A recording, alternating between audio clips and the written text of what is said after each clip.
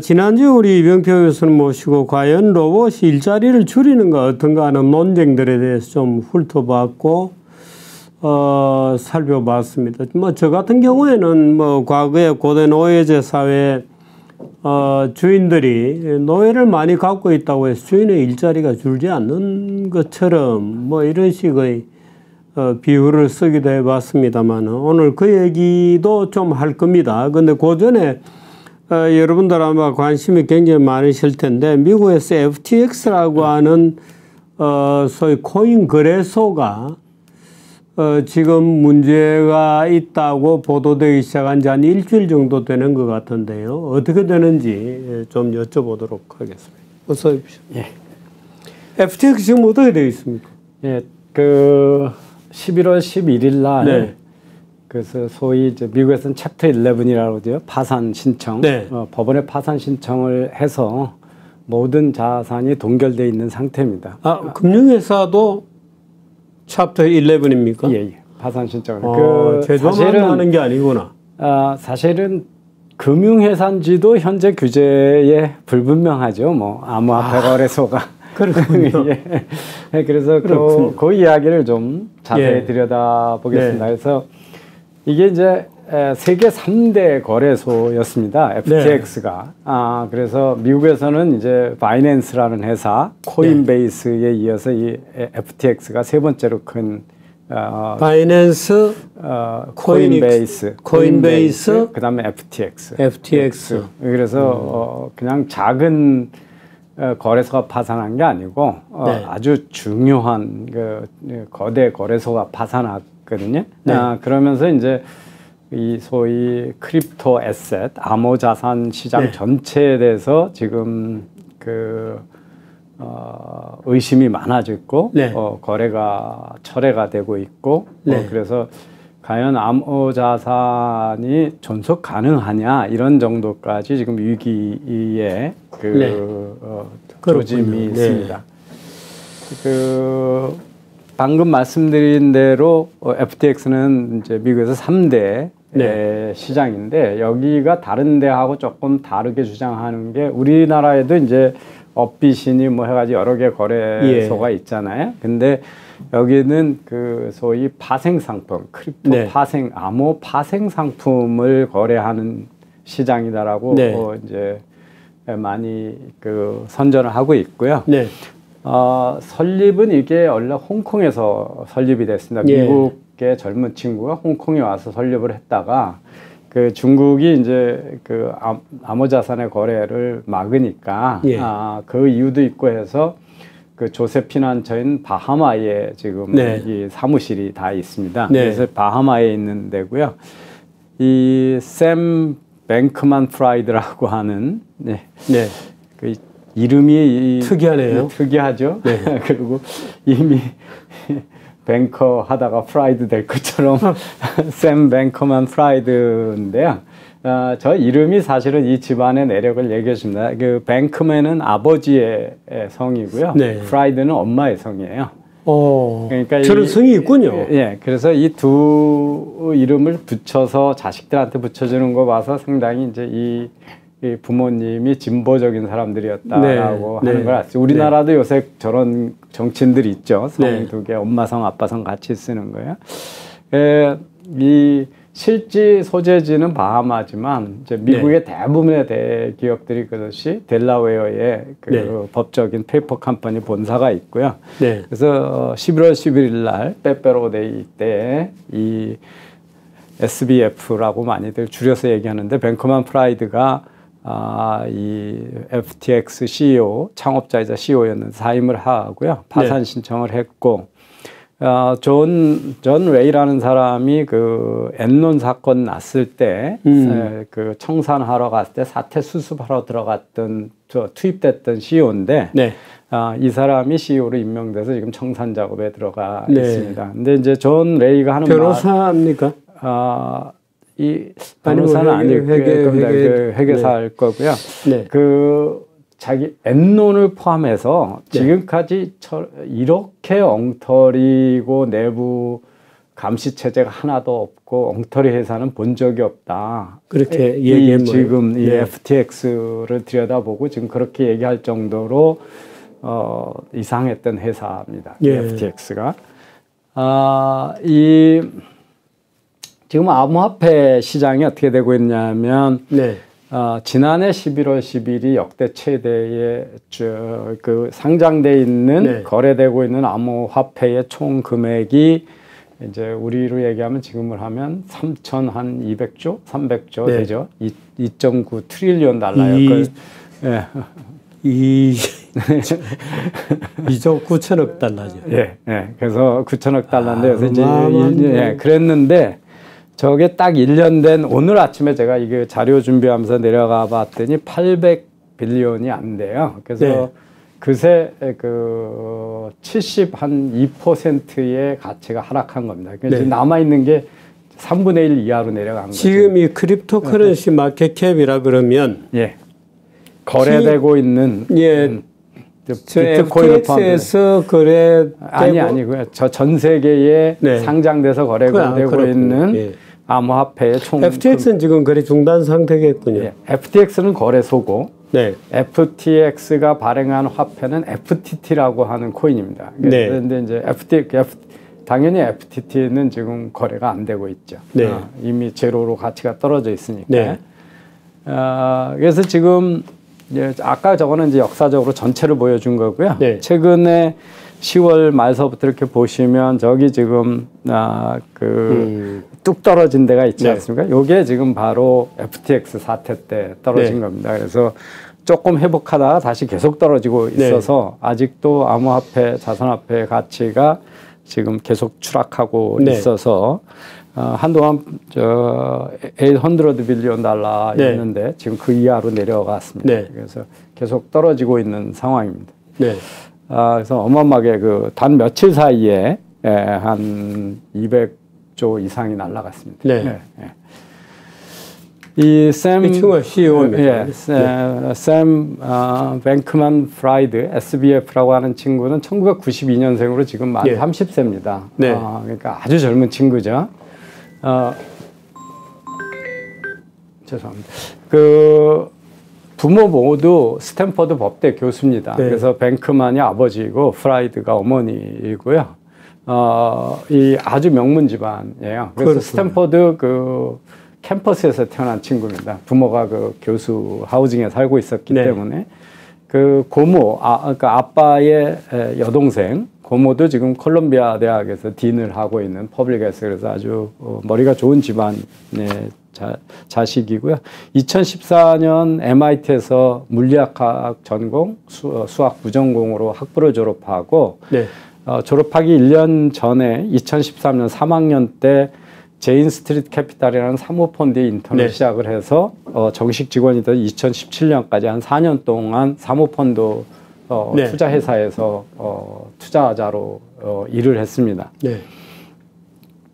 그거 그만두고 이 친구가 잠깐 들어갔던 데가 디렉터로 여기 된 데가 이 이펙티브 엘투리즘이라고 저거를 효과적인 이타주의 센터라는 데를 들어가서 디렉터를 했습니다. 근데 이게 이제 이 사건의 상당히 중요한 요인 중에 하나예요. 이 이펙티브 엘투리즘이 이게 아주 각광을 받았고 요새 우리가 이야기하는 ESG의 아주 표본인 것처럼 얘기했던 기업입니다. 저 이펙티브 엘투리즘은 옥스퍼드 대학에 있는 사람들이 주창한 사회공헌 이념입니다. 그러니까 그전에는 이제 뭐 시간을 해서 조금씩이라도 자기 능력껏 사회에다가 공헌해라 이런 걸 했는데 기업을 돈 버는 거를 사회 공헌을 하기 위해서 돈을 벌어라 라고 얘기한 겁니다. 크게 돈을 벌어서 왕창 공헌해라. 이게 이펙티브 엘투리즘입니다. 그래서 이 친구가 바로 금융회사 또 암호자산 거래를 하는 게 거기서 큰 돈 벌어서 사회공헌을 한다고 그러고 그렇게 해왔습니다. 이래고 그때 거기서 만났던 사람들이 여기 내부의 핵심적인 이너서클이 돼 있습니다. 2017년에 자기가 이제 요번에 사건이 촉발됐던 데가 이 헤지펀드 회사인데요. 알라메다 리서치라는 회사를 창업합니다. 네. 네, 여기가 이제 그 소위 이제 우리가 얘기하는 금융공학 기법을 이용해서 네. 암호자산에 투자하는 회사인데요. 이 친구가 발견한 건 아주 단순한 기회였습니다. 사실은 비트코인이 미국보다 일본이 비싸고 일본보다 한국이 비싸서 우리가 김치 프리미엄이라고 그랬잖아요. 네. 그래서 밤마다 미국 비트코인을 사서 일본에다 파는 겁니다. 오. 그래서 하루에 한 2,500만 불씩을 막 팔았어요. 저기서. 네. 그래서 엄청 큰 돈을 벌었습니다. 그 아비트로지 이 트레이딩으로. 얼마나 몇 프로 차이가 났습니까? 한 1, 2% 차이 났나요? 그거 이상 차이 났었습니다. 많이 날 때 우리나라보다 컸습니다. 그래서 이게 이제 그 우리나라에서 한동안 논란이 됐던 김치 프리미엄이거든요. 예, 예. 우리나라가 비트코인 가격이 훨씬 비쌌기 때문에 국제 시세보다. 그래서 그때 사실은 그 외국에서 구자를 가지고 있으면서 양쪽에 투자가 쉬웠던 사람들은 아비트로지 트레이딩으로 우리나라에서도 돈을 많이 벌었습니다. 그래서 여기서 큰 돈을 벌었고요. 그러고 2019년 4월 지금 문제가 되던 FTX가 기껏해서 이제 3년밖에 안 된 회사예요. 네. 그래서 홍콩에서 FTX라는 거를 세웠고요. 여기 내걸었던 게 본인의 그 이 헤지펀드 회사의 경험을 살려서 일반 크립토커런시뿐만 아니라 거기에 파생 상품을 만들어서 거래한다라고 만들었고요. 이 벤처캐피탈 회사 같은 데도 상당히 투자를 많이 했습니다. 이 친구가 돈을 버는 걸 가지고 온갖 그 벤처캐피탈 회사 투자를 했거든요. 네. 그리고 그래서 세콰이어 캐피탈이 $200 밀리언 달러의 그 회사에 투자를 했고, 그래서 이 SBF가 그 벤처캐피탈 회사, 특히 암호화폐에 투자하는 벤처캐피탈 회사에 그 $500 밀리언 달러를 투자할 정도로 큰 손이 돼버렸거든요. 그래서 그거에 대한 보상으로 세콰이어 벤처캐피탈도 FTX에다 거금을 투자를 했습니다. 서로 상호적으로. 예. 근데 이제 그래서 금년 10월에 이 친구의 자산이 이 FTX 전체 자산이 지금 FTX의 시가가 한 30 빌리언 가까이 돼서 이 친구 자산도 이것저것 전부 합쳐서 많을 때는 260억 한 30조 정도 되는 거로 30살 때. 그래서 이 암호 자산 저거는 순전히 퍼스널한 거죠. 예. 그랬는데 이제 현재는 지금 제로가 돼버린 거죠. 그래서 한 사람의 자산이 한 달 사이에 30조에서 빵이 될 수 있다라고 하는 아주 경이적인 일이 발생을 했습니다. 그간 이 친구는 막대한 정치의 헌금을 민주당 아주 소액 금액은 공화당 후보에도 줬는데요. 네. 바이든한테 520만 불을 지난 대선에 투자를 했고요. 이번 중간선거, 바로 파산하기 직전에 중간선거에도 4천만 불을 민주당에다가 헌금할 정도로 액티브하게 난 헌금을, 정치적인 헌금을 해왔습니다. 그래서 이제 여러 가지 관계사가 있는데요. 이 FTX가 그 암호 파상생품 거래소고 알라메다가 그냥 헤지펀드 회사인데 주로 암호화폐를 가지고 투자하는 거고요. 저 FTX는 두 개의 회사로 되어 있습니다. FTX하고 FTX US 미국 법인이 따로 있고요. 그 다음에 이제 번 돈으로 인수한 회사 중에 폴리오 같은 회사들이 있습니다. 네.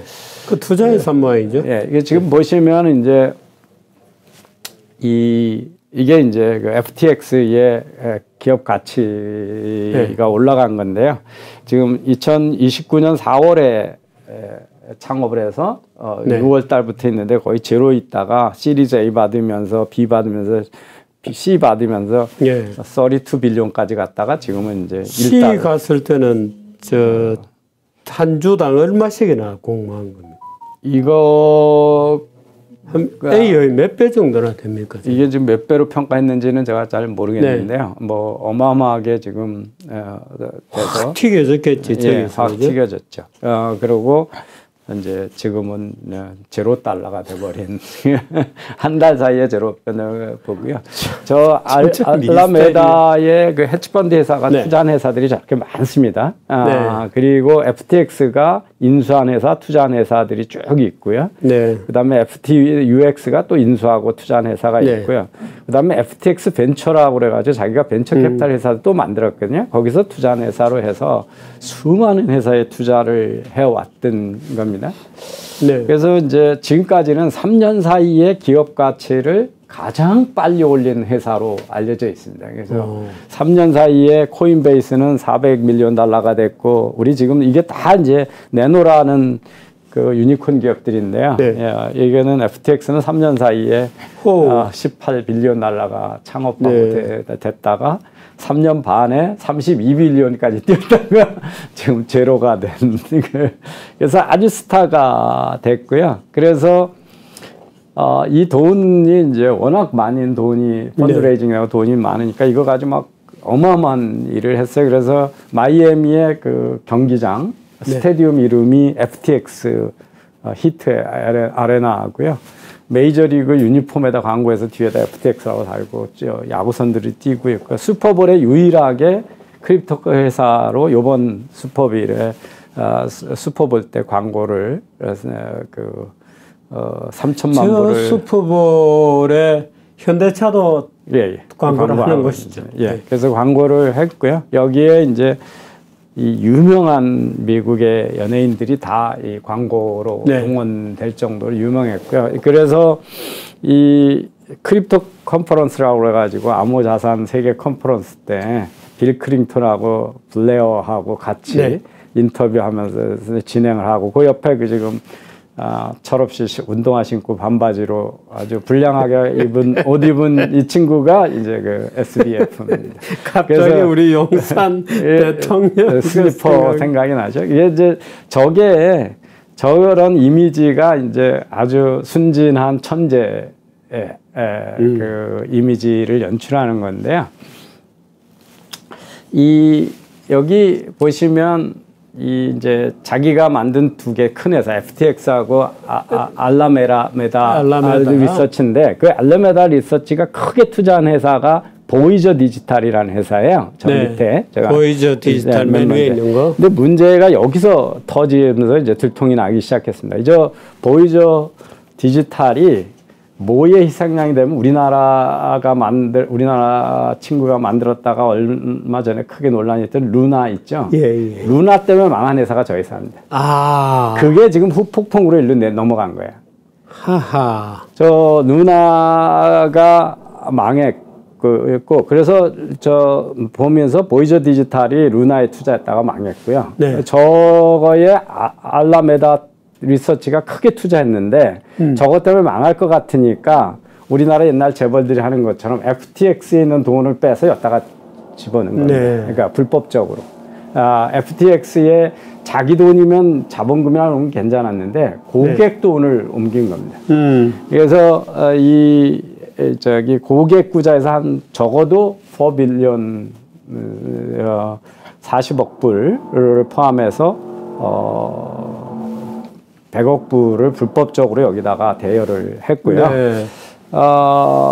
그 다음에 지난해 또 이 문제가 궁극적으로 의심을 받기 시작한 거는 뭐냐면, 지난해 11월, 한 1년 전에. 1년 전이네요. 여기에 협력적 경쟁자가 바이낸스라고 있었거든요. 그래서 이제 바이낸스, 이게 아까 FTX가 암호 파생 상품 거래소라 그랬잖아요. 그러니까 바이낸스의 주식을 이 FTX에다 거래시키는 거예요. 근데 이제 주식은 주식시장에서 거래해야 되잖아요. 그러면 이게 과연 가능한지 모르겠어요. 어떤 코인을 만들어 가지고 이거는 바이낸스 주식에 투자하는 거에다가 투자하는 코인이다 만들어 놓고 그 코인을 여기서 거래시키는 거예요.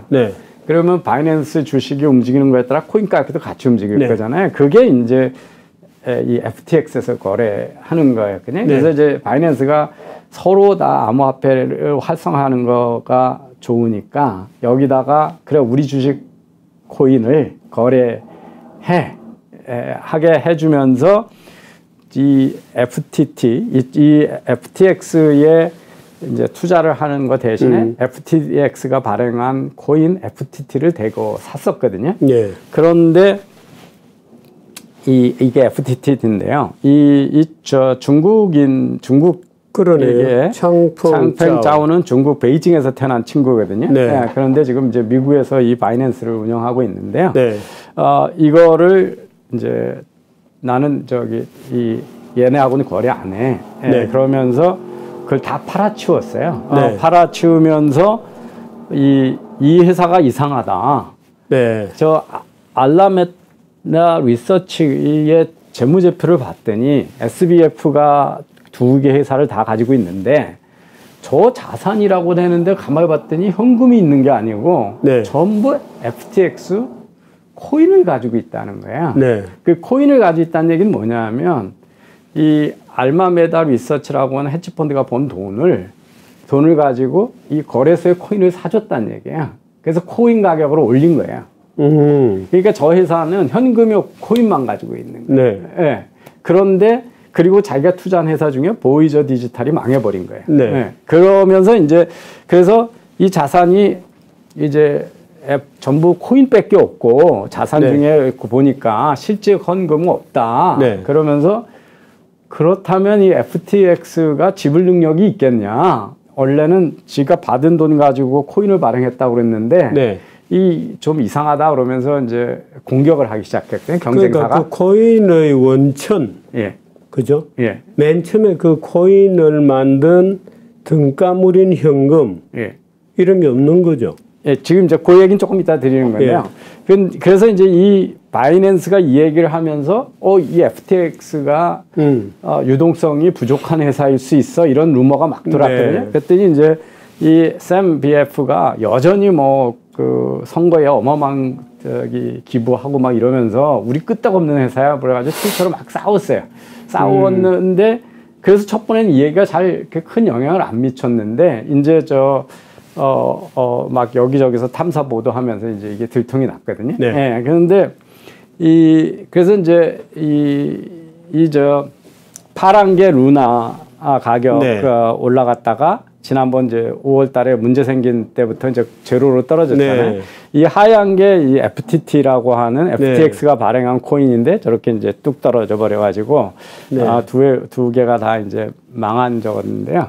아까 말씀드린 대로 이게 루나 몰락의 후폭풍이다. 루나에서 망한 회사들이 이게 셀시어스, 보이저, 트리에로스 캐피탈이라고 네. 하는 금융회사 3개가 큰 회사 3개가 이때 망했습니다. 이거 망했는데 이 알마메다 리서치가 여기에 투자했고 이걸 구하려고 FTX의 고객 자금을 유용을 해서 일로 송금을 해줬고 그래서 이제 이게 암호자산의 리먼 브러더스나 앨런 사태다 뭐 이렇게 얘기가 되고 있는 거고요. 지금 현재는 미국 증권선물위원회하고 미 법무부의 조사 대상이 됐고 네. 바하마 경찰이 지금 이 창업자를 조사하고 있는 중이고요. 네. 그래서 이제 이것 때문에 전 세계 전체적인 암호자산 생태계에 대해 네. 신뢰성이 의문이 되고 있거든요. 근데 이제 이게 이제 제가 말씀대로 이 바이낸스가 아직 경쟁회사인데요. 네. 바이낸스가 2017년에 창업했고 이건 2019년에 창업을 했고요. 그다음에 바이낸스가 19년에 창업하자마자 그에 이제 이 FTX에다가 투자를 했고요. 네.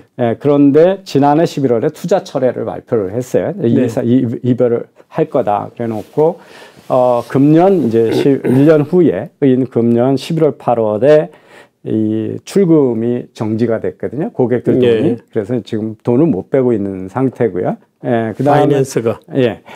아니요. 이 FTX가요. 네. 출금이 정지가 됐고요.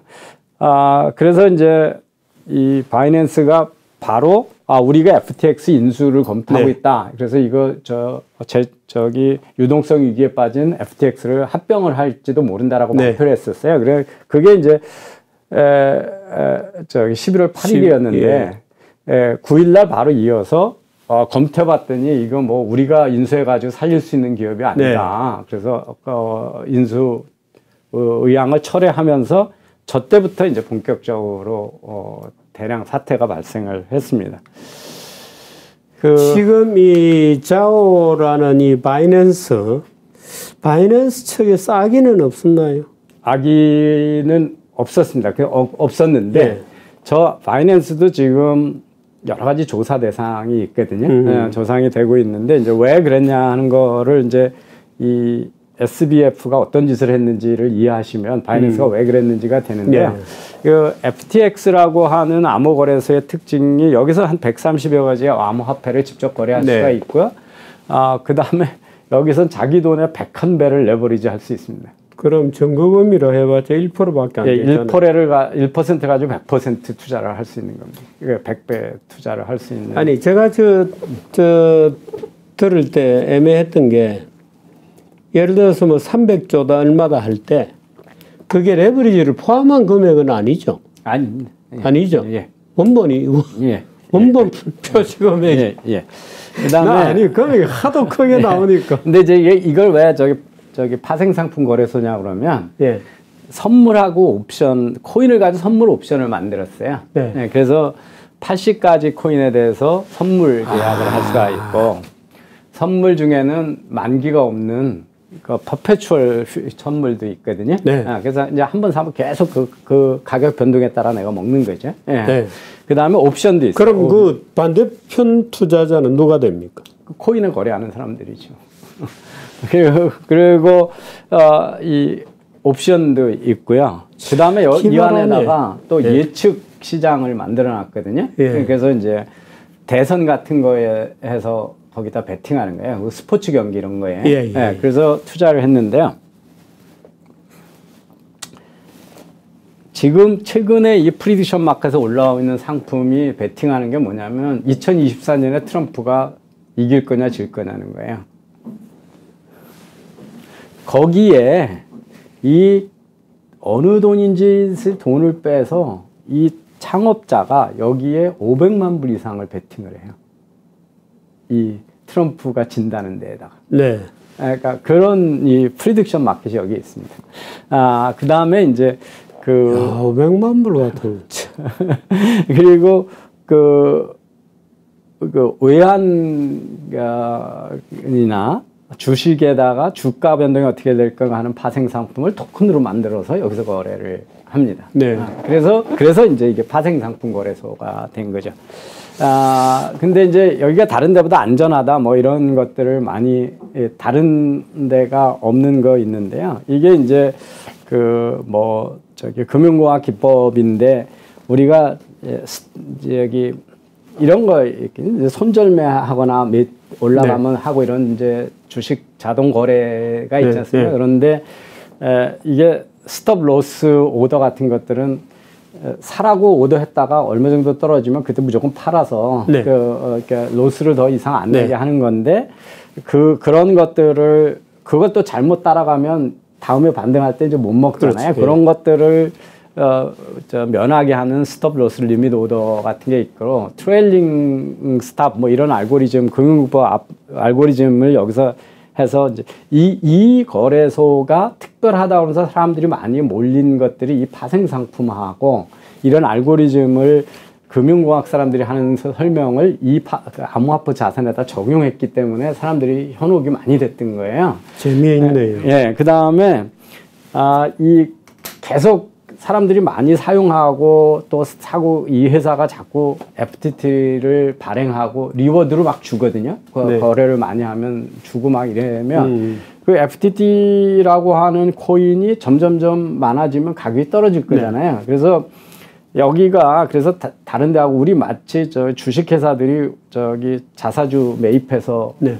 태우는 것처럼 이 FTX가 그것도 약속을 했어요. 그래가지고 FTT를 이쪽에서 계속 그 고객들이 가지고 있는 걸 사가지고 그냥 버닝 해버리는, 없애버리고. 그래서 FTT 개수가 늘어나지 않고 사용률이 네. 점점 하면서 가격이 올라가게 하는 짓을 했거든요. 네. 네, 이제 이런 것 때문에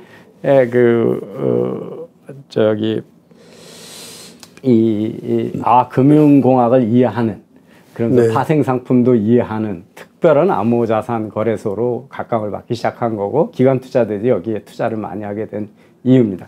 아니 근데 저 많은 유동성들이 와서 베팅을 해줘야 되잖아요. 모든 거래소는 그렇죠. 그렇죠. 예. 그래서 이제 유동성도 여기가 더 높을 수밖에 없다는 거를 이제 그 코인을 가지고 조작을 하는 거로 해서 사람들을 다 믿게 만들었어요. 이게 이제 여기에 그 아까 트레일링 스탑이라는 건 이게 뭐냐면 이 비딩을 내가 주식을 갖고 있을 때 가격이 올라가다 떨어지고 올라가다 떨어지고 그러잖아요. 그래서 그 추적하는데 떨어질 때 그 같이 내려가고 그러면 살 기회가 없거나 또는 내가 가지고 있던 거를 손실이 되니까 전체 추세를 보고 어떤 시점에서는 저 가격이 떨어져도 나는 그냥 팔겠다 사겠다 가격을 유지하는 그게 이제 트레일링 우리 소위 하는 여기 트레일링 스탑. 트레일링은 더 이상 어떤 그 골에서는 스탑 시키는 어느 정도 떨어질 때는 따라가지 말고 기다리고 있다가 상승세 때 다시 하고 이제 이런 기법들이 투자 손실이나 LTP가 뭡니까? LTP rise to 무슨 상품이구나. 예. 그냥 가격이 이렇게 올라갈 때 last traded price. 그래서 그냥 직전 거래 가격입니다. 직전 거래 가격이 어느 정도 됐을 때 이제 그래서 이런 금융공학 기법을 적용한 거래소여 가지고 그러는 거고요. 이 여기서 발행한 코인이 뭐냐?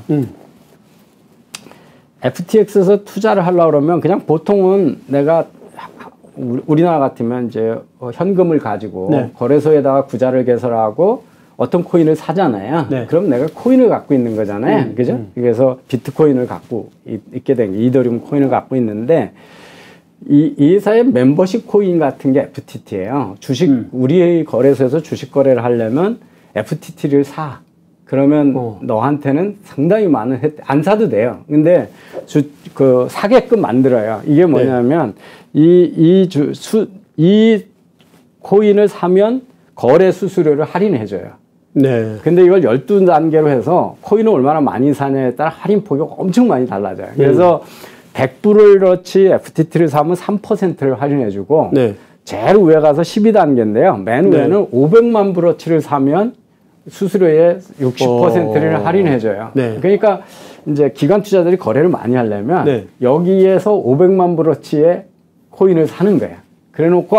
그러고 그다음에 이제 코인 거래소에서도 이 주가에 영향 미치는 거 말고 개인 간에 그냥 시장 밖에서 하는 걸 OTC라고 그러거든요. 그래서 여기도 똑같이 있어요. 블락 거래 하는 게. 그래서 그거는 수수료가 싼데 그거는 워낙 큰 금액이기 때문에 거기서 수수료의 0.02%를 또 할인해주고 그러거든요. 그래서 수수료 할인 때문에 이제 FTT를 사게 하는 거야. 그 다음에 이제 이런 거가 이제 크로백이라고 해서 이 크로백이라는 게 발톱 조항이라고 그래서 어떤 요새 이제 자산운용사의 투자자 이런 경우에 그 직원들이 거래를 잘못하거나 뭐 언론에 나쁜 일을 하다 노출이 되면 회사에 손실을 많이 끼치면 미래에 주기로 했던 상여금이나 투자 성과금을 뺏어오는 거, 회수하는 거, 그게 이제 크로백이거든요. 발톱 조항인데 여기도 FTX가 투자하는 거에 대해서 투자 손실이 났을 때는 그 거래소가 먹는 이익을 줄이고 여기 FTT를 가지고 있는 사람한테 손실을 줄이겠다. 이제 이런 조항이 들어있어요. 그 다음에 이제 친구를 들여오면 리퍼럴 해주고 그러면 이제 거기다 인센티브 주던 거를 FTT 가지고 있는 사람은 더 많이 주고. 그 다음에 이제 이 코인들이 처음 나왔을 때 사람들한테 알리느라고 어떻게 하냐면요. 그 무료 코인들을 나눠줘요. 그걸 에어드롭이라고 그럽니다. 에어드롭을. 그래서 이제 이 거래소에 이제 한 130개 코인이 있는데 그쪽에서 코인 가격을 높이고 싶거나 새로 상장되는 거 있으면 이미 있던 사람들한테 몇 개씩을 그냥 나눠주는데 이 FTT 코인을 가지고 있는 사람한테 더 많이 주는 거예요. 그러니까 이제 꽁돈으로 보너스를 받을 수 있는 게 이제 많아지는 거고요. 그 다음에 이 코인을 갖고 있으면 3배에 대해서 이자 없이 레버리지를 하게 해줘요. 그래서 그런 것도 있고. 그 다음에 이 FTT를 모아가지고 다른 사람들한테 담보를 그 대출을 해주거든요. 네. 그러니까 그러면 이자가 생기잖아요. 네. 그걸 또 이제 그 이자를 나눠 먹고. 그 다음에 이제 여기 130개의 스테이블 코인이 있으니까 FTT 코인 가지고 있다 스테이블 코인하고 거래 수수료 없이 막 이렇게 네. 교환할 수 있게 네. 해줬거든요. 네. 그러니까 이제 이걸로 바꿔놓으면 유동성도 훨씬 좋고. 그러니까 네. 이제 그 코인 이 암호화폐의 마이너 코인들에 늘 투자를 해서 큰 이익을 보려고 그랬다가도 문제가 되는 거는 유동성이거든요. 그게 안 팔리면 예. 문제가 되잖아요. 그죠? 그런데 이제 FTT를 가지고 있으면 다른 코인으로 바꿔주고 뭐 이런 가지고 유동성, 이 유니버설한 스테이블 코인 세틀먼트라고 하는 거예요. 그 다음에 이제 이 FTT를 가지고 있다가 내가 바로 팔아도 되고 1년 또는 장기를 약속해도 되거든요. 그래서 그냥 가지고 있으면 홀딩이라고 그러고 일정 기간을 우리 정기예금처럼 가지고 있으면 그걸 스테이킹이라고 그러거든요. 이 스테이킹 코인을 가지고 있는 사람은 이 FTX의 주요 의사결정에 어떤 코인을 상장하는데 찬성하냐 반대하냐 네. 뭐 또는 이거 상장 폐지하는데 찬성하냐 의결권을 투표권을 줘요. 이래서 이제 이 FTT가 인기를 끌고 됐고 네. 거래 시작한 지 3년 만에 세계 뭐 7대 화폐를 네. 부상을 했던 겁니다. 그러면서 이제 가격이 이 FTT의 가치가 높아지면서 이 거래소의 가치가 높은 이 스테이블 코인은 말하자면 유동성에 문제가 생기면 이 스테이블 코인을 타고 다른 코인으로 넘어갈 수 있는 거죠. 그러기도 하고 이제 원래 스테이블 코인은 뭐 달러에 패깅돼 있는 것도 있고 뭐 그러니까. 네. 지난번에 루나는 어떻게 됐어요? 루나는 알고리즘으로 다른 코인 두 개를 연결해서 이게 달러에 패깅돼 있는데 그거의 알고리즘으로 해서 이거가 항상 같은 가격을 유지한다라고 했다가 예. 그 알고리즘이 익스트림 상태에서 깨져버려 가지고 그래서 문제가 됐다. 깨진 이유는 뭡니까? 설계 잘못인 거예요? 이제 지금 수사 쪽에서는 고의적인 애초부터 결함을 알고 있으면서 이용하려고 그랬다. 그 전에 뺐다 그러는 거고 본인은 이제 사실은 누구도 예기치 않았던 블락스완이 발생해서 익스트림 상태에서 그게 발생했다. 그래서 자기는 그냥 실수다. 그렇게 주장하고 있는 겁니다. 그래서 실질적으로 법정에서 그걸 금융사기로 기소할 수 있을까에 대해서는 회의가 많아요. 이건 어떨 것 같습니다. 이거는 이제 뭐 우선 고객 돈을 옮긴 것 자체는 명백한 불법이거든요. 다른 알라 쪽에다 옮긴 거는. 그러니까 우리가 만약에 예금을 했는데 은행 직원 주인이 은행이 그 돈을 가지고 위험한 주식에 투자해서 다 망하고 고객 돈 못 돌려주면 다 큰일 나는 거잖아요. 보험회사도 마찬가지고 해서 이거는 뭐 근데 이제 아까 우리 이 소위 샘 뱅크맨 프라이드라고 하는 게 아까 저 평범한 옷차림이 있고요. 도요타 싼 차 타고 다니고 저 스랩바 끌고 다니고 뭐 그런 반바지 입고 그래서 아주 실리콘의 긱 이미지. 그래서 이노센트 비저너리 너드 뭐 이 이미지를 강조했는데 실상은 바하마의 어마어마한 호화 펜트하우스를 여러 개 가지고 있고요. 개인 제트기도 있고 그랬던 친구입니다. 그러니까 이게 근데 그리고 이 친구가 막대한 돈을 정치권에다가 헌금을 하면서 로비를 세게 한 거예요. 그래가지고 이제 소위 이제 이 암호화폐의 선물을 자기가 거의 대부분 거래하는 회사잖아요, 그지? 이거에 규제를 만들어 달라. 네. 그래가지고 이 커머디티 퓨처스 트레이딩 커미션이라는데 암호자산 규제의 움직임을 대폭 지지하면서 거기서 하는 게 뭐냐면 나한테 유리한 우리 회사의 독점권을 사실상 독점권을 주는 로비를 했던 거예요. 네. 그래서 근데 커머디티 상품 선물 거래위원회 그죠? 예. 에서 몰랐던 모양이구나. 그랬는데 이제 이게 썩은 그러니까 이게 어디나 이제 부패 구조가 여기에 있었던 사람들하고 이 회사하고 뭐 이렇게 관련들이 많아요. 이 다 스탠퍼드 MIT 커넥션을 통해 가지고요. 그러니까 이제 이 바이낸스가 를 비롯한 다른 거래소가 긴장하기 시작을 한 거예요. 그러면서 아니 우리가 정부를 벗어난 디센트럴라이즈 파이낸스 네. 탈정부 금융을 하자고 암호화폐 시장을 만들었고 사토시 나카모토가 본 비전이 그거였는데 내 놈은 어떻게 된 게 정부 권력한테 딱 들러붙어 가지고 네 독점권을 추구하는 로비를 하냐.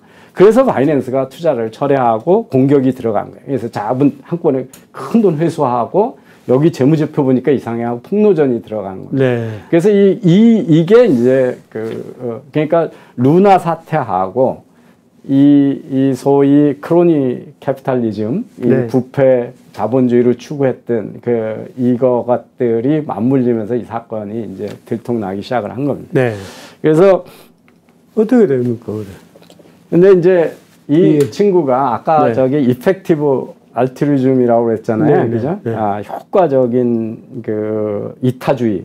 그래가지고 여기 자선재단 FTX 파운데이션이라는 걸 만들어서 재단을 가지고 있거든요. 사회공헌 재단을 가지고 있어가지고요. 여기가 매년 1억 불씩을 기부를 해요.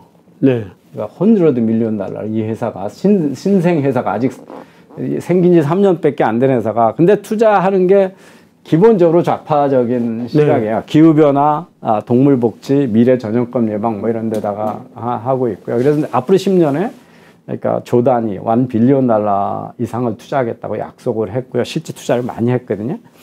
그래서 이제 이게 아까 그런다. 이 개인이 고객 돈으로 빼돌려가지고 트럼프가 2024년 진다는 것에 제가 아까 500만이었는데 730만 불을 투자를 합니다. 베팅을 합니다. 그래서 이제 아까 막대한 금액의 로비하고 정치 자금을 가지고 영향 확대하고 이 비트코인의 탈정부 철학에 대비하면서 내부 갈등이 됐고요. 근데 이제 지금 과연 이게 암호화폐의 생태계만 의심되는 게 아니고 미국의 자본시장 전체에 대해서 다시 의심을 하는 거예요. 왜냐하면 이 세콰이어 캐피탈 같은 데서 저기 2억 1천만 불을 투자하면서 이 회사의 내부 견제 장치가 어떻게 되는지 재무제표가 어떻게 되는지 제대로 점검을 하나도 안 한 거예요. 고객 돈을 받아가지고 여기다 투자를 하면서요.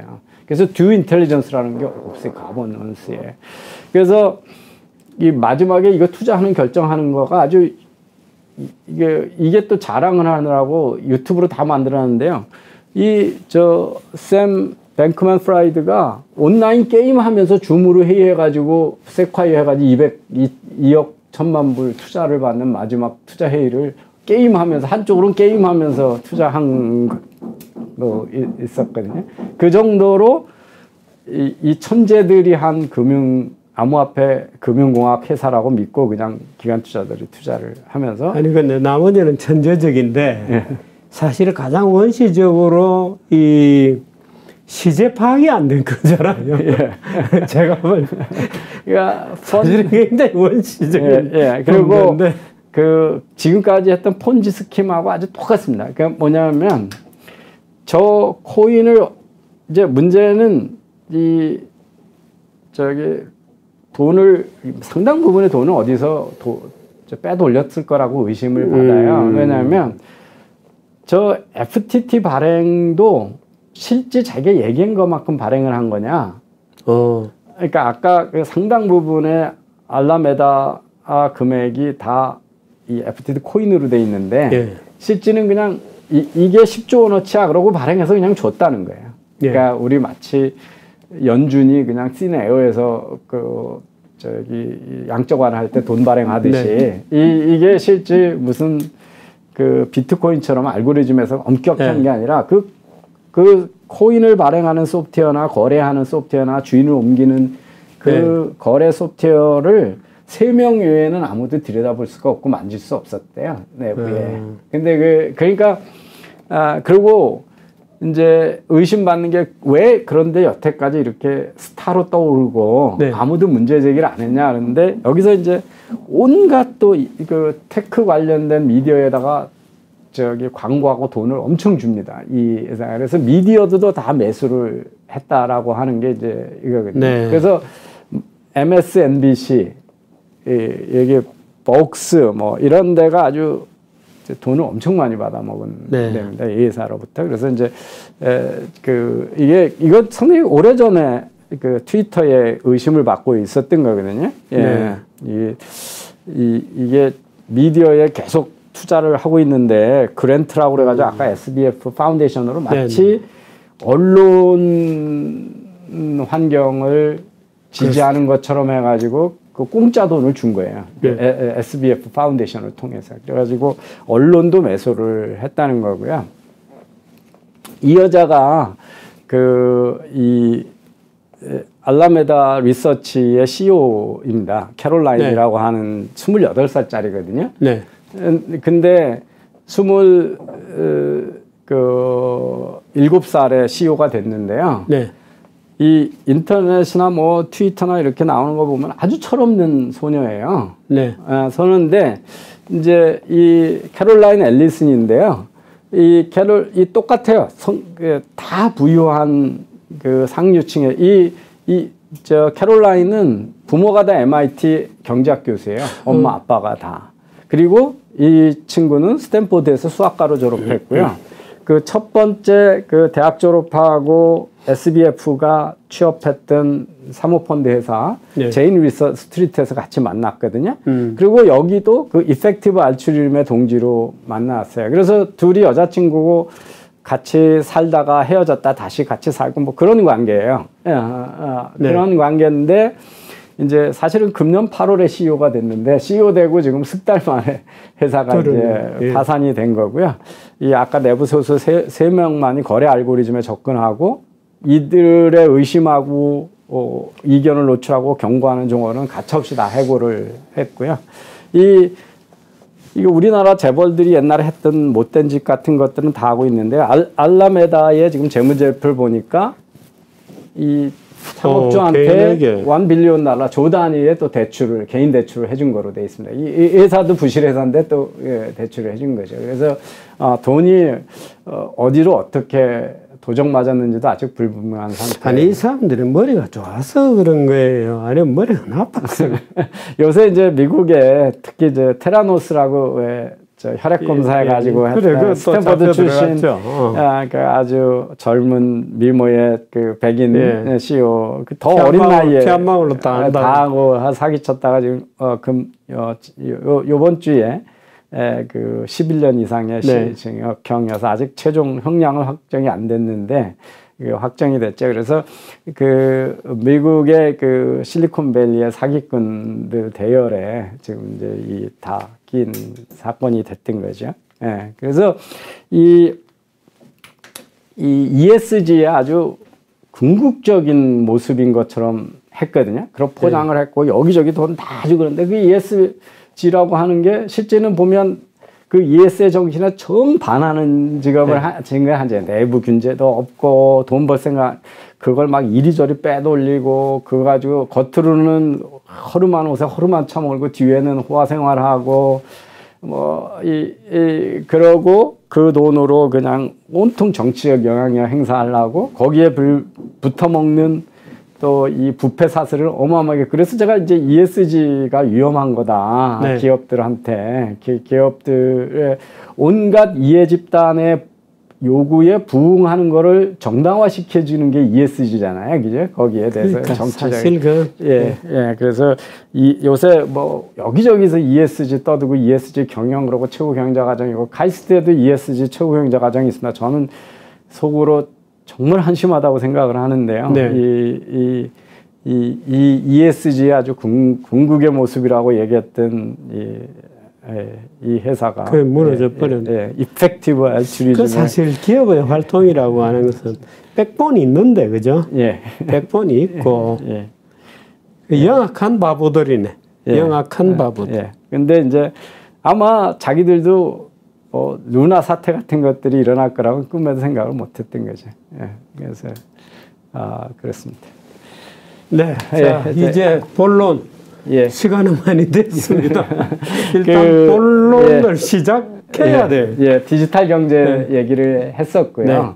이게 일자리 없어질 거냐 그래 놓고 일자리는 늘 없고 일자리 소멸론이 틀렸나 그래서 하나는 이제 자동화한다고 일자리가 줄지 네. 않는다. 그게 윈윈으로 점점 경제성 때문에 시장이 커질 네. 수가 있다는 거고요. 네. 인간의 욕망이 무한하기 때문에 네. 새로운 상품을 계속 네. 제가 이거 한 예로 인간의 욕망이 얼마나 무한한 예로 저는 세제 얘기를 많이 합니다. 그러니까 세탁세제. 우리가 화장실에 가서 쓰는 네. 세제가 얼마나 많은가. 우리 어렸을 때 비누 하나로 모든 걸 다 그렇죠. 했잖아요. 그죠? 예, 네. 비누도 잘 없었잖아요. 네. 근데 그거를 머리에도 한 3가지쯤 하고요. 샴푸, 린스, 트리트먼트 달리 그래. 하고 그 다음에 몸 씻는 바디워셔 따로 있고 얼굴 씻는 폼 클린저 따로 있고 그래서 그게 다 뭔가는 좋다고 얘기하면서 우리 욕망을 잡으면서 그 화장실의 세제가 얼마나 많이 분화되고 특화됐는가를 네. 보면 인간의 욕망이 얼마나 끝이 없는가를 볼 수가 있잖아요. 그죠? 예, 그래서 이렇게 이제 두 번째는 어떤 태스크는 쉽게 자동화돼도 우리 한 인간이 어떤 일이라고 잡이라고 하는 거는 한 가지 일을 하는 게 아니라 여러 가지 일을 하잖아요. 네. 태스크를 하잖아요. 업무를 과업을 하는데 과업 전체를 하는 거는 불가능하다 이제 그러거든요. 네. 그래서 여기에 이제 오링 테스트가 나오네. 오링 이론이 뭐냐면 그 옛날에 아폴로가 가다가 폭파한 게 각 부품들은 다 괜찮은데 조그만 고무링 하나 네. 때문에 그렇게 됐잖아요. 그죠? 네. 그래서 일들을 각각의 태스크, 과업은 다 자동화해도 그걸 엮어서 일을 완성하는 윙이 있어야 되는데 네. 그거는 사람 위에 잘 못한다는 거예요. 그래서 자동화 안 된다는 이론이거든요. 그래서 이제 여기 보시면 되는데 쉽게로 얘기하면 변호사 일이 있다. 그죠? 네. 그래서 어떤 사건을 수임을 했어요. 사건 수임을 자동화할 수 있냐? 어디 큰 회사에 큰 사건 수임하는 거를 AI가 해줄 수 있냐? 네. 잘 못하겠죠. 예. 네. 그다음에 판례나 법률 검색은 구글 서치나 뭐 이런 걸로 쉽게 자동화가 돼요. 근데 그거 서치하는 게 문제가 아니라 저쪽에 어떤 논리를 들고 나오니까 또는 판사 성향이 어떠니까 배심원 성향이 어떠니까 스토리텔링을 어떻게 해야겠다라고 하는 전략은 저건 자동화 안 된다는 거죠. 수많은 다른 요인들이 있죠. 있는 거예요. 그래서 사람이 마무리해줘야 되는 일들은 그 자동화를 못한다. 그래서 자동화 안 되는 거고요. 우리가 농민이 거의 없어졌다고 농민이 지금 없는 게 아니잖아요. 예, 자동화하도 남아 있잖아요. 그래서 지금 이 1914년에 있었던 일자리의 80%는 지금도 그대로 있다는 겁니다. 예. 숫자가 다 바뀐 거죠. 네. 그러니까 새로운 일자리는 우리가 전에 없던 새로운 일자리라고 하는 거는 10%도 안 된다는 겁니다. 네. 그러니까 일자리가 그렇게 없어지는 일은 즉시 없다는 겁니다. 그래서 우리 쉽게 얘기해서 자판기가 판매하는 자동화 기기잖아요. 네. 그렇다고 상점에 종업원이 없어졌냐는 거예요. 자판기는 어떤 특정한 것만 팔지 우리가 얘기하는 다른 우리 상점 안에서 일어날 많은 일들 뭐 의심 나는 거에 대해서 질문해주고 뭐 권해주고 뭐 디스플레이하고 뭐 사람들 반응 봐가지고 가격 막 가격표 변화시키고 뭐 떨이라고 막 사라고 소리치고 이런 건 없어지잖아요. 자판기가 유통체인 없었냐? 안 없앴다는 거죠. 로봇 청소기가 때문에 청소 안 하냐는 거예요. 화장실 안에 이런 청소기 없잖아요. 로봇 청소기가 이 안에 어떻게 청소를 해요? 침대 밑에도 잘 못합니다. 그래서 이제 그래서 자동화 안 되는 일이 많다는 거고요. 네 번째 이야기가 더 중요한 겁니다. 로봇이 공짜냐는 거예요. 네. 로봇이 수많은 부품이 들어가거든요. 네. 그래서 여기 관절만 해도 이제 이렇게 많이 집어넣어야 되고 그러거든요. 그래서 뭐 손 하나 만드는데 그 로봇으로 알파고를 2개 하면 사람처럼 집어서 도로 제자리 놓으라고 로봇한테 하면 이세돌이 분명히 이긴다는 거거든요. 로봇이 제자리에 갖다 놓는 일을 흰 돌을 집어서 하는 거가 무지 어렵습니다. 요 하나를 꼭 집어가지고 어디 갖다 이렇게 옮기려면요. 제한 시간 안에 못 놔요. 그걸 정교한 그거를. 그래서 그거 만들면 엄청 돈이 많이 드는 거예요. 그리고 사람이 어마어마하게 필요한 거죠. 그래서 사람하고 보자는 거죠. 인간이 하는 일 중에 아주 극히 일부만 하는 일이잖아요. 네. 근데 이게 한 동작만 하는 가르쳐 놓은 거. 예. 근데 이게 5억 원이에요. 41만 불이에요. 네. 그리고 이게 10만 불 가까이 됩니다. 1억 3천만 원짜리예요. 이게 레플리카가. 그다음에 그 현대가 인수한 그 보스턴 다이나믹스 막 개가 뛰어다니까 되게 신기하죠. 70만 불이에요. 8억짜리예요. 저게 8억짜리. 자, 비싸군요. 이게 4억짜리입니다. 4억짜리. 이게 따다다 움직이는 걸어 다니면서 뭐 뛰고 막 그러니까 동영상만 보면 신기하죠. 근데 저걸 제가 할 수 있는 일을 우리가 시킬 수 있는 일이 몇 가지가 있어요. 근데 저걸 7억 주고 사냐 아닌 거예요. 네. 그러니까 이 로봇을 사람으로 대체할 때 이게 결코 싼 대안이 아니라는 거예요. 어마어마하게 되니. 그리고 이걸 만드는데 어마어마한 많은 사람이 투여된다는 거죠. 그래서 그 다음에 이제 그 소프트웨어가 대신하지 않냐. 로봇 부품 들어가고. 그럼 소프트웨어는 누가 만드냐. 누가 만들고 거기에 얼마나 많은 사람이 드냐. 이제 여러분 넷플릭스에서 영화 많이 보는데 자기가 뭐 하나 보면 이거 보라고 막 레코멘데이션 하잖아요. 그러니까 아마존에서 너 이거 샀으니까 이거 사 그랬을 때 채택률이 한 50% 되거든요. 추천을 하면. 아, 그렇게 높아요? 예, 높아요. 근데 넷플릭스는 80%예요. 이거 보라 그러면 보는 매칭률이. 이걸 이제 시네매치라고 하는 알고리즘, 추천 알고리즘에 인공지능이 하는 거거든요. 근데 이게 어떻게 하는 거냐면요. 200만 명의 사용자 데이터를 가지고 데이터 사이언티스트들이 알고리즘을 만들기 시작을 하는 겁니다. 그리고 이 넷플릭스 프라이즈라고 그래가지고 3년간 4만 개 팀이 내가 막 추천을 해요. 내 레이팅을 하잖아요. 그러면 그게 실질적으로 사람들이 많이 보면 그 자기가 레이팅을 높게 한 게가 실제 많이 보고 낮게 한 게 하면 누가 적중률이 제일 높으냐를 3년간 4만 개 팀을 경연시켜 돈 줘서 시켜가지고 알고리즘을 개발한 겁니다. 그러니까 얼마나 많은 사람이 여기에 하는 거예요.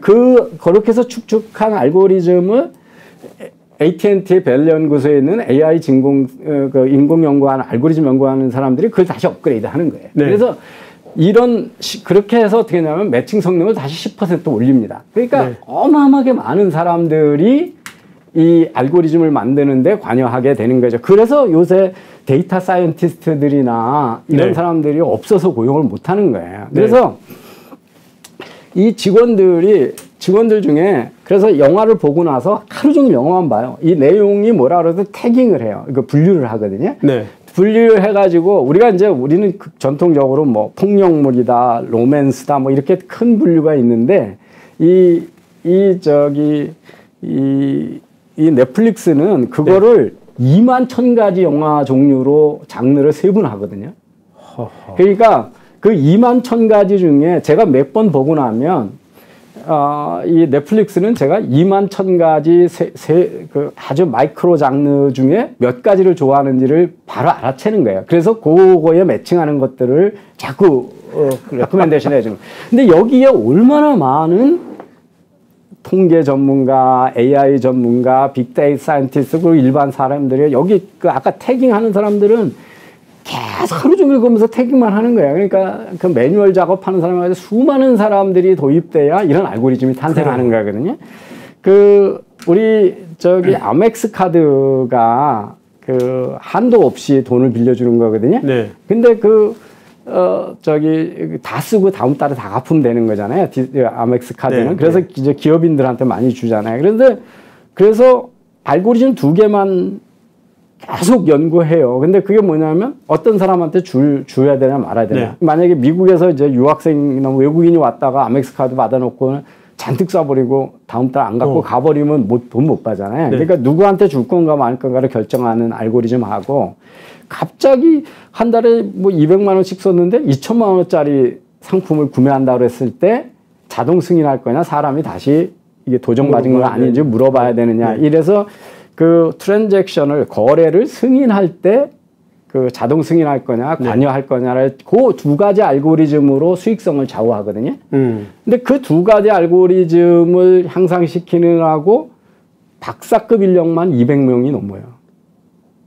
계속 향상. 그래서 알고리즘이라고 하는 것들, 인공지능이라는 게 인공지능이 인공지능 알고리즘을 만들기 전에는 사람 네. 일자리는 무지 많은 거죠. 요즘 다 그래서 요새 인공지능 하는데 구글은 4억 주는데 삼성전자는 1억 주는데 어떻게 지키냐 이런 게 지금 우리나라 이유가 되는 네. 이유가 그쪽 인력이 부족한 거거든요. 예. 그래서 이 또 한 가지 있어요. 이게 이 인공지능하고 이세돌하고 있을 때 절대적으로 이세돌이 유리한 게 있어요. 그게 뭐냐면 에너지 효율입니다. 이 게임 할 때 이세돌이 먹은 거는 커피 한 잔밖에 없어요. 네. 그리고 아침에 먹고 온 밥이거든요. 네. 그래서 이세돌이 쓴 에너지는 20W예요. 근데 알파고는 뒤에서 1206개의 CPU하고 176개의 그래픽 GPU가 돌아간 거예요. 그러니까 1300대의 슈퍼컴퓨터가 뒤에서 돌아간 거거든요. 그리고 그걸 돌리는데 100명 이상의 사이언티스트들이 붙어서 이 게임을 뒤에서 지원한 네. 거거든요.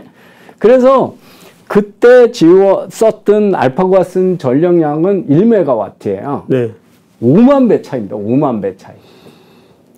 그러니까 로봇이나 인공지능은 어마어마한 에너지를 씁니다. 근데 그 에너지는 어마어마한 사람들하고 기계가 들어가서 생산하거든요. 이 인체, 라는 이 유기체가 무지하게 효율적이고. 아니, 살 빼려고 운동해 보시면 알잖아요. 네. 그러니까, 뭘 하나 먹으면 몇백 칼로리가 올라가는데, 네. 그걸 빼려면 얼마나 많이 뛰어야 되느냐 아시죠? 인간의 바이오, 이 생명체처럼 에너지를 효율적으로 쓰는 네. 기계는 없는 거잖아요. 그죠? 그래서 이제, 그렇군요. 이거 바이오 컴퓨터 이런 거를 의사가 인공지능하고 같은 시간에 봐도 뭐 현재 기술 수준으로 5만 배 에너지를 5만 더 배의 쓰는 에너지가 드네요. 그래서 자율주행 자동차가 썼을 때, 네. 전력이 지금의 전통적인 전력으로는 어림도 없다라고 하는 거거든요. 진짜 풀리 자동화 했을 때는 네. 어마어마한 컴퓨테이션을 순간적으로 해야 되잖아요. 네. 옆에 돌발상이 나타나는데 그 컴퓨터 계산하는데 2분, 3분 걸리면 이미 사고 나는 거잖아요. 네. 그러니까 아무 딜레이 없이 해야 되는 거잖아요. 그죠? 그래서 그거는 통신회사한테 갔다 와서도 안 되고 그 소프트웨어회사 본사로 갔다 와도 안 되는 거예요. 네. 긴급 인한 거. 자동차 안에서 그 많은 컴퓨테이션을 계산을 해야 되기 때문에. 그래서 이것들이 다 원가고 이것들이 다 사람이 필요한 거거든요. 그래서 그 소프트웨어하고 로봇이 인간을 다 대체할 수 없는 게 너무 비싼 네. 거예요. 비싸고 또 이걸 만드는데 어마어마한 인간이 필요하고 싼 거죠. 그래서 미국에 불경기가 오면 IT 투자가 줍니다. 그 이유가 뭐냐면 인건비가 내려가기 때문에요. 네. 자동화 투자. 우리 지금 최저임금 올리니까 첫 번 나온 게 여기저기 전부 키오스크 설치한 네. 거잖아요. 이게 결국은 대체제인데 가격 대비 생산성이잖아요. 그죠? 그래서 로봇이나 소프트웨어가 공짜가 아닌 바에야 로봇을 다 시켜서 일하고 인공지능을 다 시켜서 일하는 일은 우선은 로봇을 하나 만들려면 얼마나 많은 금속이 필요하고 재료가 필요해요. 어디서든 광산에서 전에 없었던 거 다 캐야 되죠. 지금 우리가 예년에 비해서 지금 리튬이니 니켈이니 전부 이게 2차 전지에 들어가는 네. 새로운 금속 가격이 그냥 계속 치솟는 이유가 그래서 그러면 여기저기서 또 광산이 이루어지잖아요. 그래서 그 로봇이고 에너지 때문이라도 또 그 로봇을 만드는 것 때문에 또 알고리즘을 만드는 것 때문이라도 수많은 사람들의 일자리가 있고 이 가격이 결국 그렇게 쉽게 인간을 대체할 만한 경제성이 있는 제품들이 아니다. 네. 이거가 이제 주요한 원인인 거죠. 그러네. 예, 그래서 이 인공지능을 보통 이제 우리가 네로 AI라서 알파고는 뭐냐면 바둑밖에 두는데 도움되지 못하는 네, AI거든요. 네, 다른 일을 아무것도 못하는 거예요. 이게 네. 네로 AI거든요. 근데 제너럴 AI가 돼가지고 바둑 둘 땐 바둑, 장기 둘 땐 장기, 수학 문제 풀 땐 수학 문제, 뭐 연애할 때는 이 모든 문제 사람처럼 상황에 따라 그걸 이제 제너럴 AI라고 하는데 제너럴 AI는 아직 저태도 못 갔거든요. 네. 그다음에 사람의 능력을 넘는 사람보다 초월하는 슈퍼 AI라는 컨셉이 있는데 지금 네로 AI의 초입 단계에 있어요. 네. 그래서 이걸 가지고 사람을 다 대체할 거라는 터무니없는 이야기를 한다는 거죠. 그래서 이 로봇이 또는 인공지능 일자리 다 짠다는 거는 로봇이 로봇을 만들고 AI가 다른 AI 알고리즘을 만들기 전에는 네. 불가능한 거라는 거죠. 근데 그러고 그 로봇이 광산에서 니켈 다 캐고 리튬 다 캐고 공장도 다 개가 돌아가고 그런데 아까 보시면 8하나 하는 건데 그게 4억하고 7억하고 몇십억하고 로봇이 그런 건데 그걸로 어떻게 다 하냐는 거죠. 그래서 이건 말도 안 되는 얘기를 지금들 하고 네. 있다는 거고요. 이게 정말 오고 있냐 그래가지고 이 노드하우스라는 경제학자가 윌리엄 노드하우스가 예일대학의 경제학 석좌 교수고 2018년에 네. 기후변화에 대한 경제학적 연구로 노벨상을 받은 사람이거든요. 네. 그래서 여기에 IT가 그 정말 이렇게 이코노믹 싱귤러리티가 네. 기술이 다 하고 사람은 네. 없어지는 거가 맞냐를 실증 경제 데이터를 가지고 이미 연구를 했어요. 네. 그래가지고 이게 웃기다. 경제학자들은 전부 무한 성장이라는 건 가정도 안 하고 네. 경제학자들은 이 최근에 생산성이 낮아지고 있고 스태그네이션을 걱정하는데 컴퓨터 사이언스들은 IT에서 생산성이 너무 높아져가지고 일자리 없어질 걱정을 하고 네. 무한 성장을 한다고 얘기하자니까 그러니까 정반대를 네. 지금 얘기하고 있는 거예요. 그 기술자들하고 네. 경제학자들하고. 그래서 이게 저기 경제학의 이제 경제학자의 이제 주로 그 고민은 일본처럼 우리도 저게 문제거든요. 스태그네이션이 네. 문제고 지금 인플레이션 걱정하는 게 인플레이션을 끝나지 않고 스태그네이션이 된다는 거잖아요. 그래서 이거는 계속 경제 성장이 낮아지고 우리도 지금 계속 5년마다 네. 1%씩 잠재 성장 낮아가지고 일본 꼴 낼까 봐 걱정하는데 정반대의 걱정을 지금 이 로봇을 내세우고 네. 하는 거예요. 그 다음에 인구 줄어서 더 빨리 경제성장 잠재할 거다 그러고, 그 다음에 CO2 가지고 자꾸 얘기하니까 기업의 비용 자꾸 증가하니까 이것 때문에 네. 경제성장 낮출 네. 거라고 그러고. 네. 근데 그래서 그러면 이노베이션도 줄어들고 뭐 이걸 걱정하고 있는데 정반대 걱정을 지금 네. 컴퓨터 사이언스들이 네. IT가 해서 이게 계속 생산성이 높아져서 사람은 다 필요 없고 이제는 싱귤러리티로 간다. 그래서 이게 기술이 그 통제 밖으로 성장을 한다는 거죠. 네. 로봇을 만들어내는 네. 정도로 인공지능이 사람보다 이제. 그래서 인간의 문명 자체가 이제 지금까지 알고 있던 문명이 다 이제 전환점으로 갈 거고 뭐 이래가지고 그런 얘기를 하고 있는데 그거를 이제 그렇게 되면 기업들 중에서 노동보다는 자본의 비중이 점점 커져야 될 거 아니에요? 네. 사람을 안 쓰고. 예. 그 다음에 그래서 노동은 0으로 자꾸 수렴하고. 네. 자본의 비중은 1로 수렴을 해서 네. 전체 일이라고 네. 보면. 그 다음에 이제 생산량은 계속 늘어나고. 네. 그런데 그 중에 살아남는 로봇을 조정하는 최소의 인간들은 있을 거 아니에요. 그 사람들의 임금은 무한대로 막 올라갈 거란 말이에요. 왜냐하면 이 로봇이나 알고리즘 조정하는 사람이 모든 네. 이익을 다 가져가니까요. 그죠? 예. 그래서 싱귤러리티 이 사람은 노동 대비 자본이 80~90%가 되면 싱귤러리티 가는 거다. 근데 이제 노동의 비중이 10% 네. 뭐 20% 미만으로 네. 떨어지면 그럴 거냐. 이제 그거를 이제 이렇게 쭉 여기서 가격은 계속 떨어지고, 이거 원래 경제가 이것 때문에 망한다는 얘기가 생산성이 높고 로봇이 다 생산하고 나니까 사람들은 해고되고 네. 그러면 수입원이 네. 없으니까 수요가 없어지고 네. 그럼 가격은 계속 떨어지고 그럼 네. 기업도 망하고 뭐 그런 거잖아요. 그죠? 그 다음에 이제 그래서 그런데 생산량은 계속 생산성은 올라가고 그 다음에 노동 대비 자본의 비중은 점점 커지고 네. 그 다음에 그렇지만 자본재의 가격은 계속 떨어지고 그래서 이런 7가지를 그리고 살아남은 사람들의 급여는 계속 올라가고 이거를 실증적으로 쭉 연구를 했거든요. 네. 그래가지고 미국 네. 데이터를 다 가지고 했는데 7가지 가설이 다 통계적으로 아니다라는 거예요. 그 다음에 자본재의 비중이 올라가는데 이게 80% 이상 되려면 적어도 120년 이상 걸린다, 앞으로.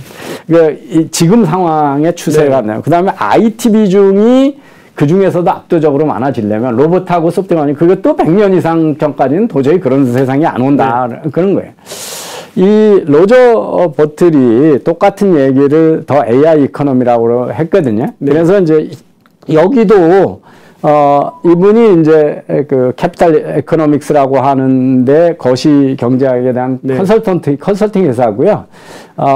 경제학적인 컨설팅이나 공헌 많다 그래서 울프슨 이코노믹스 프라이즈를 네. 받았던 사람이고 그 부시 대통령 때 경제자문회의에 있었던 사람이거든요. 그래서 이제 여기에 경제가 어떻게 AI 때문에 될 거냐 7가지에 대한 것들을 조사하고 그 다음에 로보택스 해야 되냐 기본소득제 해야 되냐 가지고 그걸 묶은 책이 저 AI 이코노미라는 책입니다. 이제 결론은 뭐 이게 이 기계가 일자리 다 없앤다는 거는 뭐 저 새로운 얘기도 아니고 옛날 얘기다. 예, 옛날 산업혁명이 있을 때 러다이트 운동도 똑같은 거였고 이 공포 마케팅은 대부분 거짓말이다라는 거고요. 그래서 AI가 되면 어떻게 되냐면 경제 수준 점점 좋아진다. 네. 그래서 저 AI 이코노미의 패시미스트는 이번에는 다르다 그러는데 늘 문제가 되는 건 이번에 다르다라고 하는 공포 마케팅이라는 거죠. 그래서 이 7가지 얘기를 다 해서 이제 여기 보면 일자리 수요로 감소되냐 여기서 이제 얘기합니다. 1914년에 있었던 일자리의 80% 지금도 있다. 자동화 그렇게 쉽게 안 된다 하는 거고요. 맥킨지 최근에는 더 낮아가지고 14% 정도만이 자동화될 가능성이 있다라고 점점 낮아지고 있고 로봇을 제일 많이 하는 나라가 실업률이 제일 낮다. 그게 싱가포르, 일본, 독일, 한국이다. 이게 이미 실증이 돼 있는 얘기라는 거고 많은 일자리는 사람의 감정을 읽는 일자리인데 로봇이 사람 감정을 어떻게 읽냐. 에모셔널 인텔리전스가 그냥 인텔리전스만큼 중요한데 일자리인데 이거 불가능하다는 거고요. 그래서 뭐 이래가지고 7가지에 대해서 다 조사한 결론은 AI 때문에 세상은 훨씬 풍요로워지고 좋아지지 이거 가지고 싱귤레리티는 오지 않는다라고 하는 얘기를 아주 구체적으로 다 연구를 해놨습니다. 그래서 일자리는 이제 뭐 그 매뉴얼하고 힘들고 어려운 일들은 로봇이 한다 이거죠. 그래서 이거 제일 많이 투자하는 회사 중에 하나가 아마존이에요. 그 창고에서 무거운 것들 다 다치는 사람 때문에 그런 걸 다 로봇을 이용해서 하고 그러면 이제 그 산업재해도 줄어드는 거죠. 그래서 생산성 높이고 뭐 그러는 거고요. 이 빈부격차 확대하느냐, 사실은 저임금 사람들한테 혜택이 가는 일이 많다. 이제 이런 거거든요. 이 자동화를 하면 옛날에는 20년, 30년 숙련공이 하던 일을 기계 조작만 자동화 장비를 하면 아무 그런 20년, 30년 교육받고 훈련받은 도제했던 사람이 하잖아요. 그래서 사실 자동화가 많이 되면 아까 숙련공이 낮은 일을 자동화하기도 하지만 숙련공이 하던 일을 숙련도 없이 기계를 통해서 하게 돼서 저임금 저학력주의자한테 기회를 확대하는 영향이 많잖아요. 그래서 이제 그런 것들에 대한 이야기를 차근하게 얘기합니다. 그래서 AI는 결국은 좋은 일이고 그리고 산업혁명하고 하나도 다를 게 없다. 그리고 노아 아포칼립스. 그래서 그 어떤 파국, 그러니까 자원이고 아포칼립스 저것도 자원이고 경제고 환경이고 종교고 그 멸망을 얘기하는 몰락을 얘기하는 얘기들은 다 사기거든요. 그게 대부분 사기입니다. 그래서 이 로보택스 같은 게 그러면 왜 로봇한테만 주냐? 연필도 세금을 때려야 되고 트랙터에도 세금을 때려야 되잖아요. 그죠? 자동화 투자에 다 때려야지 왜 로봇만 무슨 연필이 있을 때하고 없을 때하고 그래 계산하는 속도가 얼마나 달라져요? 그러면 계산하는 사람을 줄였으니까 로봇 텍스를 내려다. 그 다음에 우리 엑셀이라고 하는 그거가 회계하고 이런 일을 얼마나 쉽게 해줘요. 그러면 그 소프트웨어도 다 세금 때려야 된다는 얘기예요. 리스금 캠페인이 참 이상하죠. 근데 이런 얘기를 그래서 뭐 ATM 기계 이 엑셀 같은 스프레드시트 같은 것들이 ATM 기계가 그 은행 일자리 얼마나 많이 줄였는데 ATM한테는 세금 안 때리고 왜 로봇한테만 때리고 그리고 그러면 이게 주판 있을 때 계산 빨리 하니까 주판에다 세금 때리자 뭐 이런 얘기하고 똑같은 거잖아요. 그래서 그리고 이제 뭐 유니버설 베이직 인컴 기본소득제도 이것도 결국 일자리 없어지니까 기업이 로봇으로 생산하는 이익으로 세금 걷어서 그냥 돈은 그냥 주고 사람들은 놀고 먹자 이 얘기잖아요. 근데 앞에서 얘기한 일자리 없어진다는 가정이 틀렸고 또 말하자면 이 불평등이 확대된다는 그 가정도 틀린 그러면 이게 결국은 어떤 형태든 꽁돈을 주면 노동 공급은 줄어드는 거잖아요. 그래서 그리고 이걸 어떻게 줄 거냐. 제가 기본소득이고 안심소득이고 제일 문제는 경제학자들이 얘기하는 금액으로 멈춰서 있지 않는다는 데 있거든요. 그러니까 이게 70만 원 줬다 그러면 선거 몇 번 하면 200만 원 되는 거거든요. 그 정치인들이 그걸 70만 원으로 내버두고 무슨 인플레이션에다 픽스하고 주지 않잖아요. 그래서 그리고 대상은 점점 늘리거든요. 그게 미국의 웰페어가 다 그렇게 됐거든요. 그래서 결국은 이제 부자들한테 세금 많이 때리자라고 하는 게 이게 결국은 가난한 사람 더 어렵게 만든다는 건 역사적으로 돼 있잖아요. 그리고 일자리 얘기들을 하고 기술이 이렇게 가면 사람은 멸망으로 간다는 얘기는 기술이 뭐 알아서 미래를 결정해 놓은 것처럼 얘기해요. 기술을 채택하는 게 사람이잖아요. 그래서 이 테크니컬 디터미니즘은 틀린 얘기거든요. 그래서 일자리라는 게 정말 생산성이 많이 올라가면 아니 언제부터 우리가 주 5일 근무를 했어요? 옛날에는 원시대는 7일 근무했다가 농경시대가 되니까 생산성이 높아지고 6일 한 거고 그거부터 2차 산업혁명 5일 근무했고 4차 산업혁명에도 더하면 3, 4일 하면 되잖아요. 그래서 일자리라는 게 마치 정해져 있는 것처럼 얘기를 하는 거예요. 그래서 그 생산성이 있어 줄면 돼요. 우리 얼마나 일시간을 많이 줄여왔어요. OECD 국가 중에 연평균 근로시간 제일 많이 줄인 나라가 대한민국이거든요. 제일 빨리 저거 했으니까. 그렇죠. 그래서 보드, 바이스, 볼테르 얘기. 이 일에 대한 인식이, 일은 나쁜 거고, 쉬는 거는 좋은 거다. 이 얘기가 잘못된 거잖아요. 그죠? 일 속에서 인간이 발전하고, 거기서 보람을 찾는 사람 너무 많잖아요. 사실은 할 일이 없을 때 사람이 부패해지기 시작하잖아요. 그죠? 아니, 사실은 여기에 볼테르 말 하나 더 된다면, 육체적이든 정신적이든 그 사람을 건강하게 만들어요. 그럼요. 그래서 계속 일하는 사람이죠. 그래서 우리 사람이 네가 사랑하는 일 하라 뭐 그런 얘기 하는데 사랑하는 일 하라 그러면 아무 일도 안 한다. 반대를 인생은 고단한 건데. 그래서 이제 그 일자리를 자꾸 지키는 관점에서 얘기를 하는 게 틀렸다는 얘기가 이제 오늘 일자리를 지키면 내일은 일자리가 보장이 되나?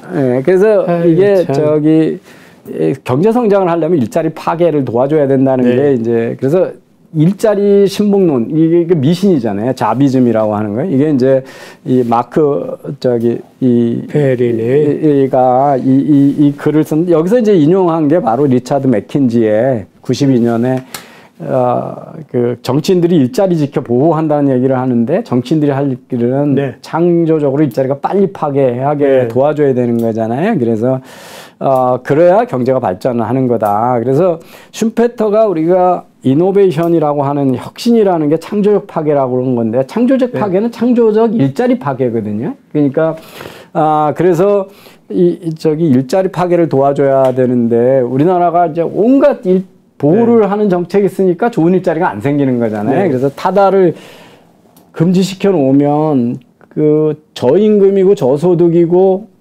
청년들이 새로운 미래에 대해서 발전하는 새로운 기술을 배우지 않는 운전하는 일자리는 만들지만 빅데이터나 인공지능의 일자리는 못 만든 거잖아요. 그죠? 그래서 저임금 일자리를 보호하고 고임금 일자리를 파괴하는 그게 자비즘이잖아요. 그래서 우리나라 숱한 규제들이 바로 다 좀비 경제만. 그래도 이번 정부가 규제만은 제대로 해보겠다고 거창하게 시작했는데. 근데 제가 최근에 규제혁신위원회, 네. 그다음에 금융규제 이런 데 참여하시는 위원장님들 만났는데 이번 정부에서 아무것도 의미 있는 거 못할 거였다고 벌써 본인들이 손을 드셨던데요. 그래서 총리도 대통령도 관심이 없고 그 힘 안 바꾸는 아무것도 안 되고 그래서 공약 때 내걸었던 대행유통점 강제휴무제도 펴지 못한대. 이미 벌써 결론. 예, 그렇습니다. 뭐. 그래서 이 AI에 대한 일자리 소멸론은 대표적인 경제학이 없는 가짜 네. 뉴스고요. 실증적으로 부정돼 있고 하여튼 공포를 내세우는 거의 결론은 항상 사회주의예요. 그래서 이 기후변화 파국론도 결국은 그렇고 모든 것들이 이 로봇의 기본소득제 같은 사회주의 정책을 팔아먹기 위한 이 공포 마케팅이다. 이게 이제 일자리 의 결론입니다. 아이고 막 달렸습니다. 예. 근데 이 안 바뀌어요. 제가 그 TV 토론을 한번 옛날에 노동 문제를 얘기 좀 하는 거였는데 TV 토론을 나갔어요. 이필상 그 유명한 교사 한번 나왔는데 기계 쓰지 말라고요. 이야, 참 그 너무나 엉뚱해서 그거 결국에는 제가 뭐 적당히 동의하는 동의는 받아냈습니다만 기계를 쓰지 말자고 캠페인을 하는데 경영하시는 분이죠. 그 고대에서 은퇴하시고 서울대 가서 또 한동안 계셨었거든요. 네. 최근까지도 언론에 자주 인터뷰 대상으로 네, 나오시고 네. 그랬죠. 예. 근데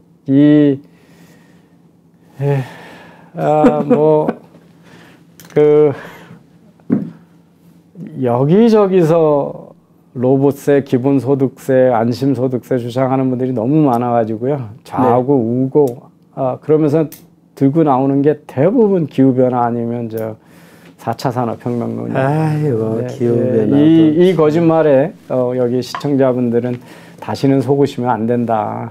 그런 말씀을 드리겠습니다. 우리, 펜앤마이크 자주 오시는 분들은 그래도 많이 들었어. 다음 주에는 뭐 할까요? 이제 이 디지털 경제가 경제 전체에 어떤 영향을 끼치냐, 거시경제 모습에 그런 이야기를 하고요. 그래서 전 세계가 기업의 지배 구조나 이런 거에 대한 룰들을 어떻게 바꾸고 있나, 디지털 경제 때문에. 그리고 기존의 영토주의 중심의 법들이 디지털 경제에서 왜 지금 제대로 작동을 못하고 있냐, 그런 이야기들을 하고 나서 그 다음에는 이 소위 블록체인하고 암호화폐, 비트코인이 화폐냐 아니냐 어떻게 될 거냐 그 이야기로 넘어가도록 하겠습니다. 오늘 고맙습니다. 그 암호 파생상품 거래소가 어떤 사기를 쳤는지에 대해서는 설명을 드렸고요. 그 본질적인 혁신의 모습 또는 그 약속과 현실이 어떻게 다른가 그런 이야기를 좀 정리해 보도록 하겠습니다. 네, 이제 FTX 그거는 놀랄 일이에요. 네, 참 그럴 일하고는 생각을 못했는데 저게 아마 무슨 시제 조사만 제대로 해서도 안 그럴 텐데 아주 기본적인 건데 어떻든 다 어긋나버렸어요. 시장의 참여자 누구도 회사 내부도 그렇고 거대 그 기관 투자자들도 한 번도 제대로 들여다본 적도 없었던 거죠. 그런 얘기죠. 다음 주에 뵙겠습니다. 고맙습니다.